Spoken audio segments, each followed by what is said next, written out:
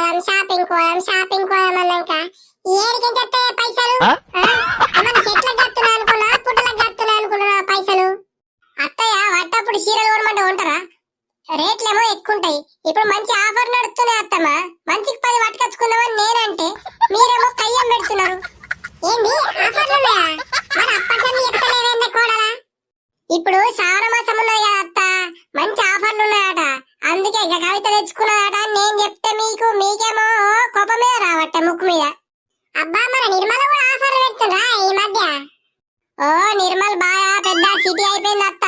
నిర్మల్ జిల్లా అయినప్పటి నుంచి మా పెద్ద సిటీ అయిపోయింది. నీకేం తెలుసు అత్త? ఎప్పుడన్నా బయటకి వెళ్తా కదా ఇంట్లోనే ఉంటావు అయిపోయా గుమ్మడి పండు లెక్క. సరే సరే పోదాం అత్త. నా కవిత మరి దాని దొరకపో వాళ్ళకుండా మామే ఏ రాదత్తయ్య. నిన్ననే పోయిందట, 10 చీరలు తెచ్చుకున్నాడట. మళ్ళీ ఇలా రమ్మంటే ఎడికి తెస్తుంది. ఇక బీడీలు ఇచ్చేదట రాదట. సరే మరి మరి నీకు షాప్ తెలుసా కదా? షాపు తెలిసే అత్త పోదాంపా. నమస్కారం మేడం, బాగున్నారా? ఏంది కోడలా, ఈ పిల్లడేమన్నా మనకు చుట్టాలు అవుతారు ఏంది?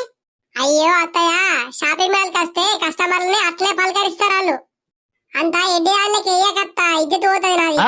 ఇదిగో బాబు, ఇగో మా అత్తయ్య ఫస్ట్ టైం వచ్చుడు షాపింగ్ కు, ఏమనుకో కొంచెం. సరే అని మంచి చీర చూపెట్టు మాకు. అయ్యో